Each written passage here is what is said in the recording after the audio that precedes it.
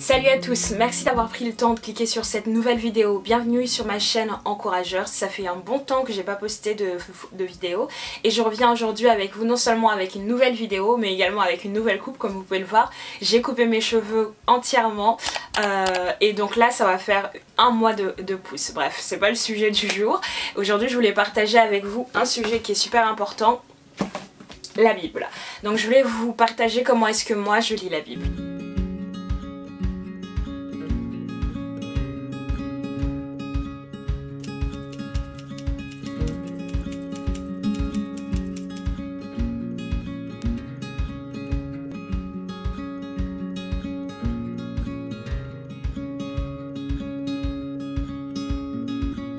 Si tu es intéressé par ce genre de vidéo, je t'invite dès maintenant à la partager à des personnes qui seraient susceptibles comme toi de trouver un intérêt à ce que je vais dire, à la commenter mais aussi à la liker parce que tout simplement ça m'encourage sur mon travail. La première chose qui nous bloque quand on décide de commencer à lire la Bible, c'est la taille. Effectivement. Quand tu regardes un gros livre comme ça, surtout pour les personnes qui sont pas des grands lecteurs, t'es tout de suite un peu découragé parce que tu te dis c'est immense, tu ouvres le livre, tu te dis c'est en français parfois très soutenu avec des mots que je comprends pas, comment est-ce qu'on peut lire ça, qu'est-ce que ça veut dire, et je comprends parfaitement.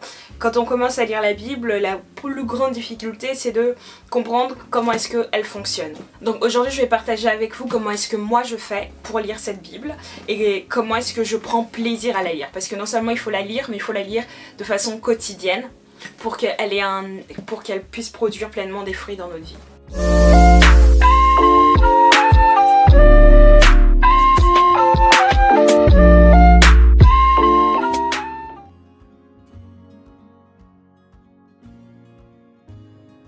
Pour la petite histoire, enfin vraiment petite, le mot Bible vient du grec qui veut dire livre. Donc la Bible en fait c'est juste un livre. Mais justement, pourquoi si ce n'est que un livre, est-ce que ce livre a traversé autant d'époques et son authenticité et sa puissance est avérée jusqu'à aujourd'hui? Donc je vais partager avec vous trois petits éléments qui dénotent la particularité de ce livre. D'abord c'est un livre saint. Par là même c'est un livre, donc de manière générale, c'est le livre attaché à la religion chrétienne. Quiconque se dit chrétien a une Bible et lit la Bible. Ensuite c'est un livre spirituel. Donc oui, saint parce qu'il est un livre considéré comme religieux. Spirituel, pourquoi? Parce que toute personne qui lit la Bible, normalement, avec la révélation que ce n'est pas juste le livre historique qui raconte des faits anciens, mais que c'est un livre spirituel, se disposera d'une manière particulière vis-à-vis de ce livre. Il y a des dizaines de livres qui existent, tu peux aller dans une bibliothèque et trouver des milliards de livres, mais ce livre-là est le livre de vie. Cela veut dire que le chrétien considère que dans ce livre, il trouve la vie qui est Jésus-Christ. Ce livre, du début à la fin, les 66 livres qui le constituent, ne parlent que d'une seule personne, de Jésus-Christ, qui est la vie. Donc spirituel parce qu'on reçoit la vie spirituelle. Quand on réalise ça, on va se positionner différemment vis-à-vis de la Bible. Lorsqu'on la lit, on dispose son esprit. Parce qu'on sait qu'on est corps, âme et esprit. Du coup, lorsque l'on vient pour lire la Bible, on se dit ok, c'est quelque chose de spirituel. C'est un acte spirituel que je pose. Donc je vais créer une atmosphère spirituelle. Je vais créer une ambiance spirituelle pour que lorsque je lis ce livre, je puisse recevoir le maximum qu'il a à m'apporter. Le Saint-Esprit qui habite en nous a cette capacité de venir nous éclairer sur les mots que l'on ne comprend pas, sur les histoires que l'on ne comprend pas et parfois sur la logique du livre que l'on peut ne pas comprendre. La prière la plus simple que je peux t'inviter à faire, c'est de dire par exemple « Seigneur, merci pour ta parole, viens m'éclairer par ton intelligence, viens m'éclairer par ta sagesse et donne-moi de comprendre l'intention de tes mots derrière ce qui est écrit là, donne-moi de comprendre ce que au travers de ces mots tu veux me dire aujourd'hui à cet instant, éclaire-moi par ton esprit, enlève mon intelligence humaine parce que mon intelligence a une logique qui n'est pas forcément la tienne et donne-moi d'être connecté à ton esprit afin que je puisse capter l'essence de ce livre. Et puis amen. Voilà. Et donc là, sois-en sûr, quand tu fais ce genre de prière, c'est une invitation au Saint-Esprit. Et le Saint-Esprit ne dit jamais non à une invitation. Aujourd'hui, c'est toi qui invites le Saint-Esprit, sois-en sûr qu'il répondra à ta prière pour venir t'aider à lire sa parole. Pour l'historien, pour le théologien non pratiquant, il s'agit d'un livre qui a été rédigé par plusieurs hommes durant plusieurs siècles. Pour le chrétien révélé, qui comprend ce qu'il a dans ses mains, il sait qu'en fait, ce livre, son auteur, c'est Dieu. Mais les rédacteurs, ce sont les hommes, les différents hommes qu'il a choisis. Donc parce que l'auteur de ce livre est Dieu, ce livre est d'inspiration divine. Les mots qui sont dedans, ce sont les mots mêmes que Dieu a inspirés aux hommes. Donc chaque mot de la Bible dit quelque chose de Dieu et de la pensée de Dieu sur un sujet ou un autre. Et de la même manière que le corps physique a besoin d'aliments pour être en bonne santé et pour se nourrir, de la même manière, l'esprit humain a besoin d'aliments pour se nourrir. Et chose intéressante que Dieu a faite, l'estomac donc est situé dans la zone du ventre. Et bibliquement aussi, lorsqu'il y a mention du terme esprit, qui parfois est interchangé avec les termes tels que rein ou entrailles, sont aussi des mots qui sont situés biologiquement dans la zone du ventre.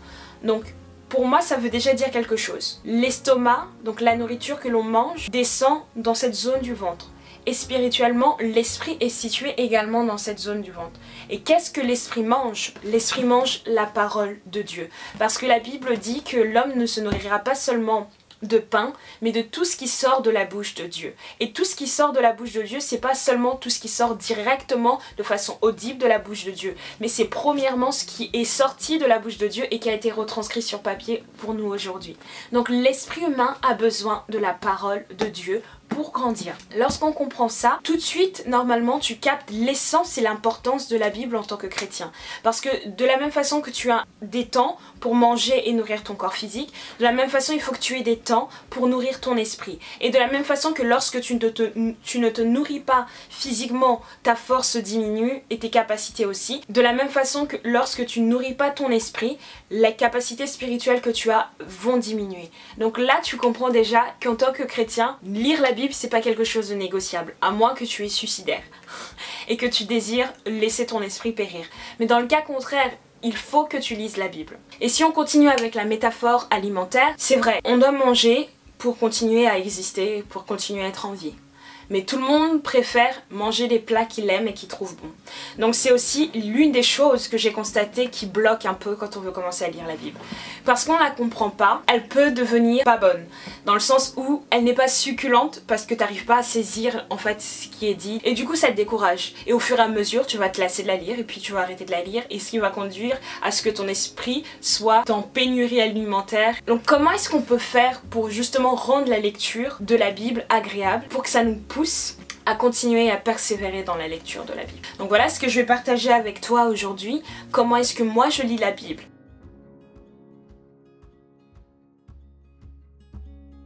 De la même façon qu'on a des heures pour manger, il faut qu'on apprenne à avoir des heures qu'on a mis à disposition pour passer ce moment dans la lecture.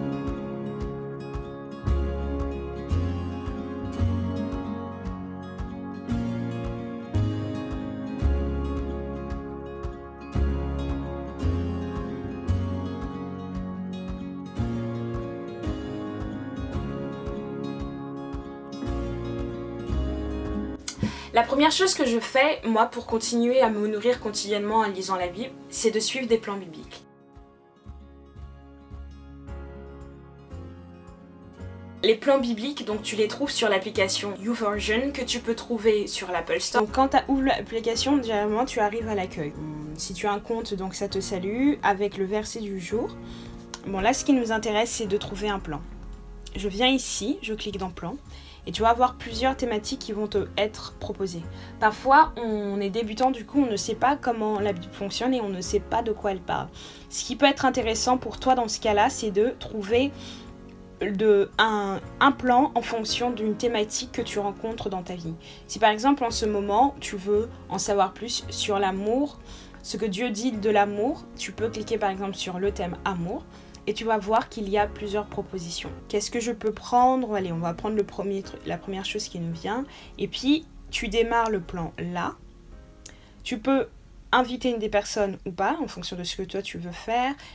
Et tu le gardes en privé si tu le désires. Après quoi, le plan s'affiche sur la liste de mes plans. Donc là, moi, c'est tous les plans que je suis en train de suivre en ce moment. Ceux que j'ai terminés, donc il y en a 35, et ceux que j'ai sauvegardés pour la suite. Je viens et je clique donc sur là. Et tu vas avoir le verset, plusieurs versets et une méditation quotidienne. Ce que je trouve bien avec les plans, c'est justement la partie méditation quotidienne, parce que pour quelqu'un qui débute dans la lecture de la Bible, c'est toujours intéressant d'avoir une explication de ce qui est lu et une véritable éclaircissement pour pas que ce soit juste des mots. Et d'ailleurs, ça va être plus simple pour toi de conserver ce que tu as lu. Donc là, tu vas lire, tu cliques sur le verset. Bon, là, c'est en anglais parce que je lisais en anglais, mais tu mets une version et tu le lis en français. Et à chaque fois que tu as fini, tu fais hop. Et là, tu as la méditation quotidienne. L'une des autres choses que j'entends souvent lorsqu'une personne est réticente à lire la Bible, c'est qu'elle se dit « je retiens pas ce que je lis » ou « je comprends pas ce que je lis ». Et comme je ne comprends pas ce que je lis, je retiens pas ce que je lis. Du coup, j'ai l'impression que ça sert à rien de lire. Et c'est logique, c'est un raisonnement qui se tient complètement. T'as pas envie de perdre ton temps 1 heure chaque jour à lire quelque chose, à rien comprendre, et puis à relire le lendemain et à toujours rien comprendre. Et tout ce que tu lis, du coup, s'évapore. À ça, moi, je répondrais une chose. Il y a 3 mois, tu as mangé, n'est-ce pas? Est-ce que tu te souviens de ce que tu as mangé il y a 3 mois? Non, tu t'en souviens pas, on est d'accord. Ok. Mais malgré ça, on est d'accord aussi que la nourriture que tu as mangée il y a 3 mois a quand même nourri ton estomac. De sorte que tu as eu la force, jour après jour, d'être là aujourd'hui, 3 mois plus tard. Bien sûr, on sait en tant que chrétien que c'est pas juste la nourriture qui nous fait manger. Et c'est la même chose en fait pour la Bible. La Bible est une nourriture spirituelle. En fait, les mots qui sont à l'intérieur, ce sont des aliments spirituels. Donc, ce sont des aliments qui ont pour but de nourrir ton esprit. Quand on part de ce principe-là, on se dit que toutes les fois où l'on ne mange pas, donc que l'on ne lit pas, c'est des fois où on prive notre esprit de s'alimenter. D'ailleurs, si tu veux que ton esprit reste en vie, il est important pour tout chrétien, même lorsqu'il comprend pas ou même lorsqu'il oublie ce qu'il a lu, de continuer à manger la Bible. Parce que la Bible nourrit ton esprit.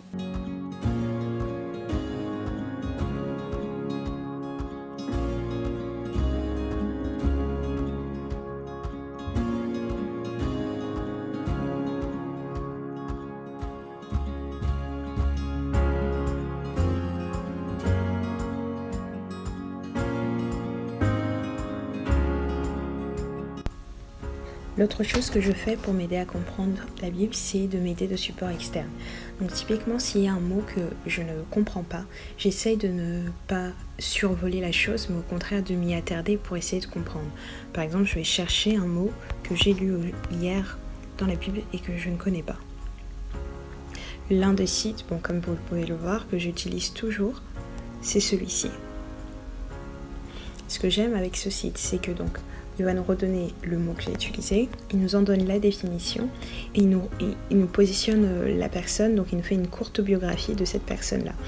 Après, si par exemple j'avais le mot mais je n'avais plus ses références bibliques, j'ai la possibilité de voir toutes les fois où la Bible en fait mention, donc on a la référence des versets et le verset en lui-même.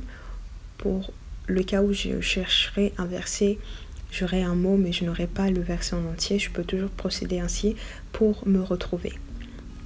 Si par exemple dans le moment où j'ai cette mention, c'est toute l'histoire que je ne comprends pas, ce que je fais, c'est également de recourir à des commentaires bibliques. Et j'utilise un site, bibleenligne.com, le premier. J'aime bien ce site parce qu'en fait, on a 3 niveaux d'explication. Donc le simple, l'intermédiaire et l'avancé. En fonction de ce qui t'intéresse toi et en fonction de ce qui t'est accessible, donc tu peux choisir le niveau qui te va le mieux. On va prendre simple. Donc après, une fois que tu as choisi le niveau, tu as l'ensemble des livres de la Bible, Nouveau et Ancien Testament, qui te sont expliqués. On va prendre la Genèse.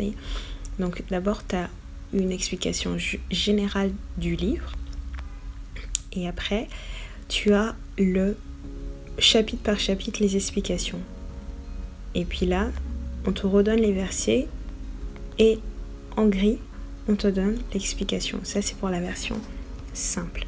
Le troisième site que j'utilise, donc par contre ce site est en anglais, c'est ce site là. C'est un peu le même principe que le site de tout à l'heure. Et là pareil, on a l'histoire de Genèse. Et en fait là, c'est pas tant divisé par chapitre mais plutôt par grands thèmes. Et moi je trouve que ce site il est très très riche et très intéressant parce que justement en fait ça te fait comprendre que la Bible c'est pas juste des histoires qui se suivent, c'est pas une histoire linéaire, mais que c'est des vérités qui s'entremêlent et qui pointent vers une seule personne, c'est Jésus-Christ. D'ailleurs, le 3e site où tu peux t'aider, c'est ce site-là. Ça c'est très bien quand tu viens de commencer et que tu veux avoir une clarté. Donc c'est Rhema Book, tu vois, c'est des livres chrétiens gratuits. Tu viens sur le site et typiquement tu as la possibilité d'avoir des livres gratuits, donc en mettant simplement ton payé et ton courriel. Moi je me suis fait livrer et c'est des livres très intéressants. Ça te donne l'angle global. En fait c'est juste pour avoir une première vision des choses, tu vois. C'est les éléments fondamentaux, donc en fait c'est comme si te donnait les bases et les principes de la vie chrétienne. En tant que chrétien, à quoi est-ce qu'on croit, pourquoi est-ce qu'on croit ça, etc. Alors oui, toi je t'encourage qui est parfois hésitant à se dire oh mais j'oublie ce que je lis, du coup j'ai l'impression que ça sert à rien. Lis quand même la Bible, parce que l'aliment que tu manges aujourd'hui, même si tu te souviens pas 3 mois plus tard, je t'assure que ça a nourri ton estomac et ça t'a donné la force dont tu avais besoin. La Bible c'est la même chose. Lis la Bible même lorsque tu ne la comprends pas. Lis la Bible même lorsque tu ne le sens pas. Lis la Bible quotidiennement pour nourrir ton esprit afin que celui-ci devienne fort.